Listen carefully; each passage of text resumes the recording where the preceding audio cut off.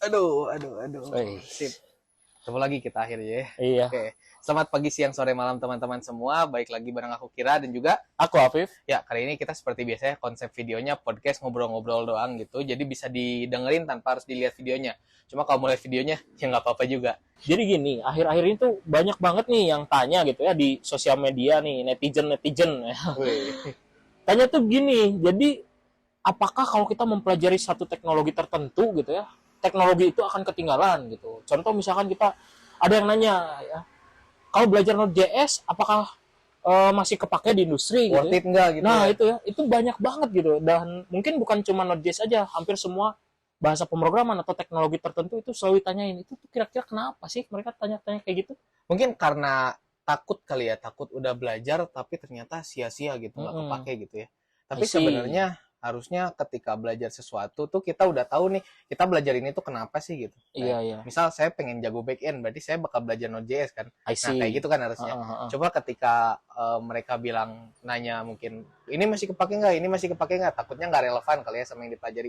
Padahal sebenarnya nggak rugi-rugi amat ya sih. Iya, iya. Kalau kita perhatiin sebetulnya kan memang gitu ya, dari dulu juga udah muncul gitu isu kayak gitu. Contoh PHP gitu. PHP itu kan memang teknologi yang sudah ada sejak sebelum tahun 2000-an gitu ya. Betul. Nah, cuman memang eksisnya mungkin di sekitar tahun 2000-an gitu ya, ketika website sudah mulai canggih-canggih gitu ya. Iya. Nah, dan itu udah lama banget tuh, udah ada isu mau digantikan gitu ya. Tapi sampai sekarang juga masih banyak ya yang masih pakai Laravel gitu Iya, ya. khususnya di Indonesia sendiri Laravel atau PHP base itu masih gede banget gitu ya. Heeh, benar. Bahkan ketika sekarang JavaScript udah tren, kalau kita lihat dari statistiknya mungkin nggak terlalu beda jauh antara penggunaan JavaScript dan penggunaan Iya, PHP. benar, Jadi benar. belum terlalu keganti-keganti banget gitu. Heeh. Bahkan kalau kita ya, kalau teman-teman coba cari aja di Google Trends itu Laravel itu masih lebih besar dibandingkan React Ya, untuk betul. di Indonesia gitu ya. Betul, Kalau di betul. luar negeri memang sudah React beralih. udah naik, Ya. Cuman kalau di Indonesia itu masih banyak banget justru yang nyarinya Laravel dibandingkan React. Itu pertanda bahwa kalau belajar suatu teknologi itu nggak sia-sia gitu ya. Heeh, Karena benar banget. base-nya tuh nggak ada yang sia-sia dari belajar suatu teknologi gitu ya. Heeh, benar. Misalnya kita belajar apalah, kita belajar PHP tapi ternyata nggak dipakai di industri. Tapi mungkin base dari programmingnya sendiri kita paham gitu dari Iya, PHP kan ya. betul ya. Karena mungkin ketika nantinya berpindah dari PHP ke bahasa yang lain, itu kan sebenarnya konsepnya mirip-mirip ya. Betul, konsep programmingnya sama, OOP-nya sama Iya. misalnya, terus atau penamaan variabel cara-cara gitunya juga sama gitu, bikin Iya. function sama juga gitu, cuma beda nulisnya doang Ya, gitu kan. beda sintaknya aja Betul, kan betul, sebetulnya betul. gitu. Makanya sebetulnya gitu, tidak ada salahnya juga mempelajari satu bahasa pemrograman gitu sampai jago. Nanti kalaupun mau berpindah harusnya gampang-gampang aja Gampang-gampang ya. aja, Nggak akan iya, ada betul. masalah gitu. Kayak misalnya kita biasa bikin pakai React gitu. Pas misalnya ada requirement atau permintaan pakai Vue.js gitu. Heeh. Ternyata kan masih JavaScript juga gitu. Meskipun beda teknologi ya. Iya. Pasti ada sedikit adaptasi tapi banyak hal yang samanya gitu, banyak Iya. common sense-nya. Ya, pasti gitu ya. Itu aja yang sama bahasa gitu ya. Yang Iya. berbeda pun sebetulnya ya sama juga ya, konsep-konsep pemrograman Betul. ya begitu-begitu juga. Ada Betul. konsep pengulangan di semua bahasa pemrograman ada Iya, gitu ya. percabangan ada juga Iya, gitu. dan sintaknya mirip-mirip ya kan. Betul. Contoh percabangan if else gitu. Di bahasa yang lain juga sama gitu. if Mungkin else. penulisannya aja kayak di Python misalkan Nggak- pakai identasi Iya, gitu ya. betul. Kalau misalnya di bahasa apa nggak pakai titik koma Ya, gitu. Kalau nah bahasa gitu-gitu apa pakai aja titik sebetulnya koma ya. gitu. Nggak terlalu kompleks gitu Iya, perbedaannya. secara algoritma tuh atau dasar tuh pakai satu pemrograman cukup harusnya. Iya. Jadi misalnya kayak nanya, "Bang, belajar PHP boleh apa enggak atau disarankan apa enggak di 2023 gitu." Kalau misalnya mau belajar coba aja dulu belajar gitu. Cuman emang disarankan ngikutin tren yang di Iya, luar biar betul. ketika di Indonesia udah diterapin itu tren dan trennya masuk ke Indonesia, Betul. kita udah ready gitu sama itu. Iya. Soalnya setauku biasanya polanya tren di luar tuh masuk ke Indonya agak belakangan. Ya, jadi ada delay lah ya. Ada delay, iya. Heeh. Jadi ada pembiasaan antara tren luar dan tren di Indonesia I see, gitu. ya. Mungkin ketika kita untuk mau nyari posisi kerja, misalnya mau kerja sekarang ya kita harus ikutin tren Indonesia gitu. Iya, heeh. Karena kita nyarinya di Indonesia gitu. Benar Tapi banget. nggak ada salahnya kita belajar sesuatu untuk ngejar tren di masa depan gitu. Iya, karena kan gini ya, kalau kita lihat ya gitu ya, kalau misalkan kita memang striknya terus aja belajar yang tren doang gitu ya, siapa tahu gitu, kita tuh dapat kerjaannya justru pakai teknologi yang kayak PHP tadi gitu ya, Betul, yang dibandingkan Node.js misalkan gitu. Betul. Kalau kita bisa dua-duanya, peluang kita jauh lebih besar dong Lebih harusnya besar ya. peluangnya benar daripada kita cuma bisa satu bahasa doang gitu. Iya. Gitu. Jadi sebenarnya nggak ada yang sia-sia gitu dari belajar ya. Buat teman-teman nggak ada yang sia-sia gitu buat yang belajar. Iya. Nah, kalau Afif sendiri nih, kira-kira apa sih yang perjalanan belajar programmingnya tuh apa aja gitu urutannya, kayak pertama belajar ini, terus belajar ini, terus belajar ini gitu. Oke, mungkin karena di kampus dulu ya belajar untuk bahasa pemrogramannya itu sebetulnya nggak langsung masuk ke bahasa pemrograman.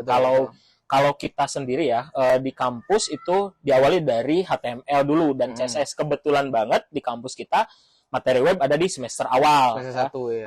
Jadi dari HTML dan CSS dulu, baru setelah itu masuk ke bahasa pemrogramannya ya, yaitu adalah PHP waktu itu belajarnya gitu ya.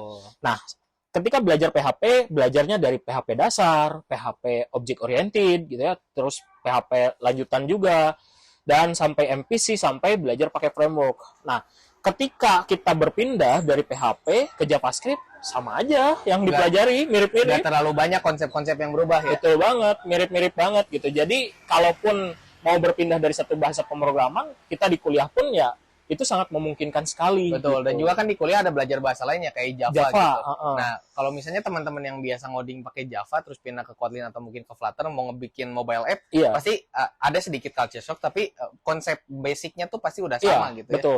Bahkan Java dengan Kotlin kan mirip-mirip sebetulnya. Betul. Jadi bisa dibilang belajar Java pun masih oke-oke aja gitu kan. Sama kayak JavaScript ke TypeScript lah gitu. Betul. Jadi bedanya nggak terlalu jauh gitu. Jadi mungkin apa aja yang harus dipelajari teman-teman tuh emang harus dipikirin gitu ya.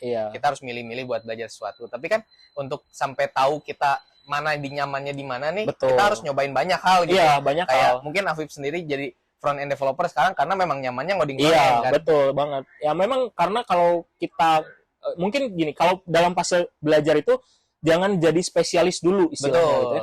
Tapi jadilah generalis gitu ya.